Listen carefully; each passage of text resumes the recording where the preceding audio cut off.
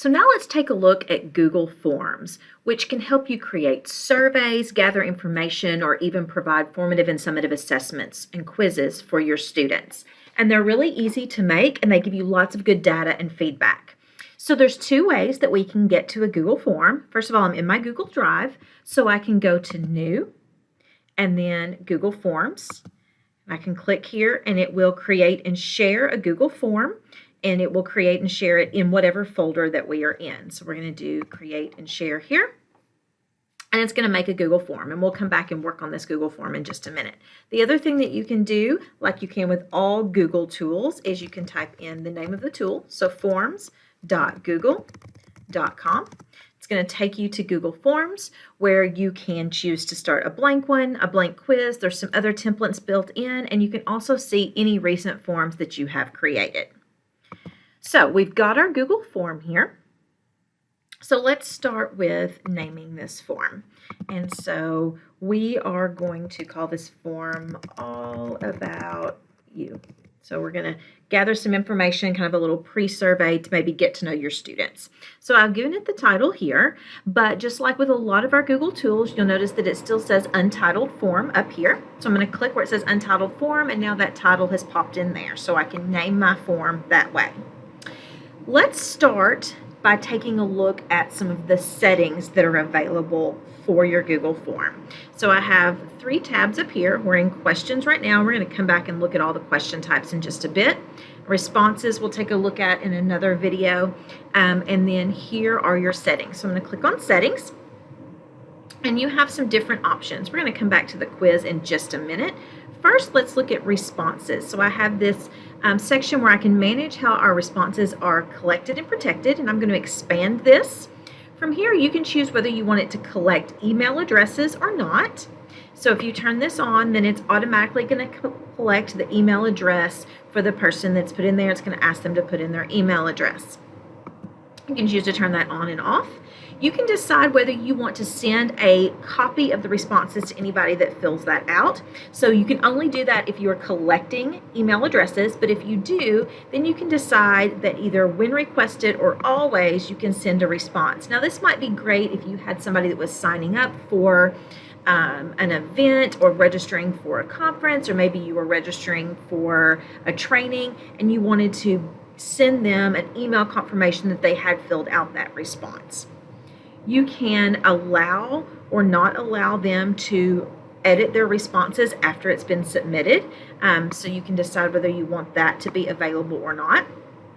You also can restrict or require sign-ins. So you could, if you are giving this to, say, your students who all have a Murray Independent School District username and password, you might want to turn this on so that it restricts so that only people in the Murray Independent School District could fill out this form.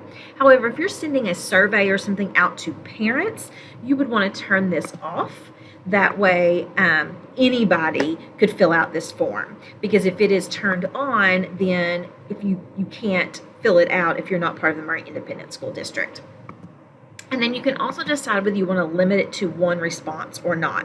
Again, if it's within the school district, or you know the people you are sending it to have a Google account, you might want to turn that on. If you are sending it out to parents or people that you don't know if they have a Gmail account or a Google account, you probably don't want to turn that on because it does require signing in.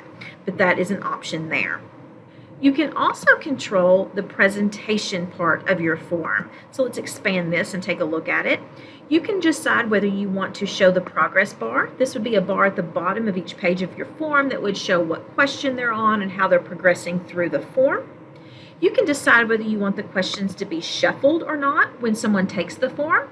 I like to do this if I'm giving a quiz to students, because it will have them answer all of the questions, but those questions will be shuffled so that a student sitting next to another student wouldn't necessarily see the same questions at the same time. You can do a confirmation message at the end. So once that the Google form is submitted, they will receive a little confirmation message. The default message is your response has been recorded, but you can edit this and actually customize that message and type in whatever you want. So thanks for completing this form or whatever information that you need them to have. You can decide whether you want to show a link to submit another response. So again, can they submit this form more than once or not? And so you can turn that on and off.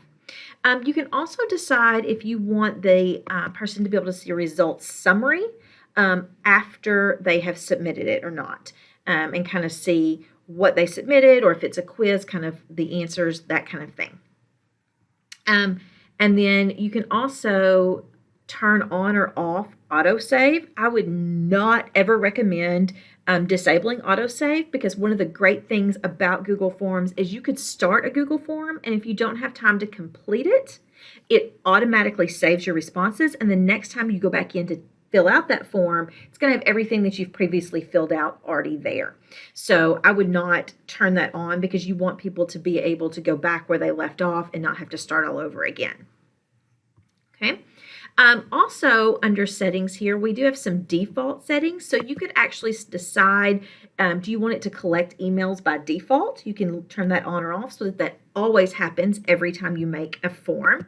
And then you have some question defaults as well. Do you want to make them required by default, or do you want them to not be required by default? So those are just some options that you have to choose from under settings.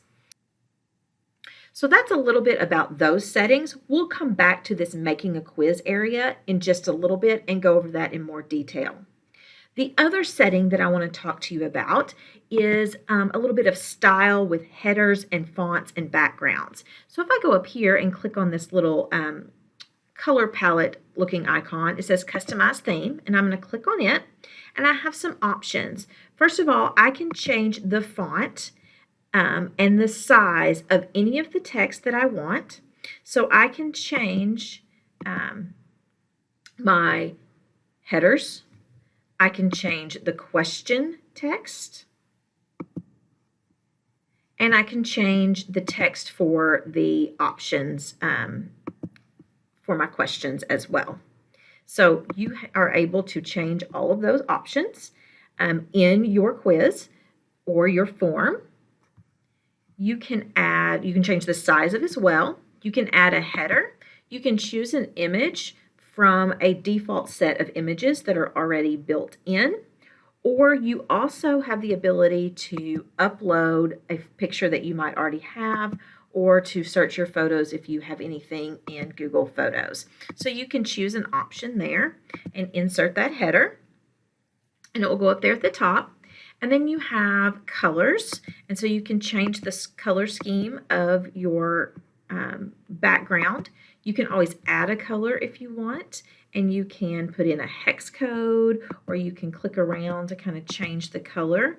You can add those in, and then you can change the color. So you've got a little bit of leeway in how you want your Google form to look as far as those settings go. So that's kind of where we're at for settings, and then we'll take a look at some question types, making it a quiz, and some other features of Google Forms in the following videos.